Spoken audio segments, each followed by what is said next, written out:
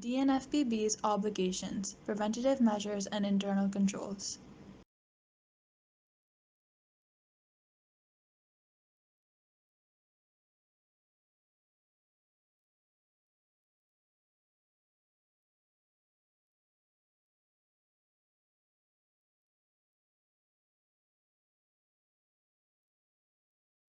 In order to prevent DNFBPs, including lawyers, from being abused by criminals such as money launderers and terrorist financiers, these businesses must put in place AML/CFT compliance programs. A compliance program is a set of internal policies and procedures developed by an institution in order to comply with AML/CFT laws, rules, and regulations, as well as to uphold the institution's reputation.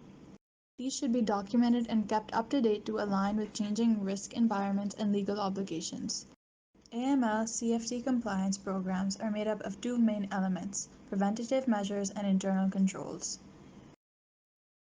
Preventative measures include those policies and procedures put in place to prevent financial criminals from accessing the Pakistani financial system through DNFBPs. This includes adequately identifying clients through exercising due diligence towards customers, as well as people on whose behalf they may be acting, including the ultimate beneficial owner of corporate clients, and keeping this information up to date. Taking enhanced measures when the risk of money laundering or terrorist financing is higher, including getting additional information from higher risk clients.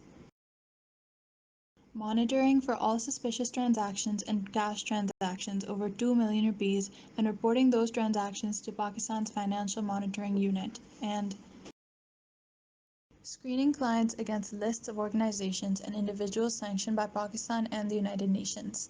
These designated persons have been identified by the international community as being linked to terrorist activity or financing of terrorism or the proliferation of weapons of mass destruction.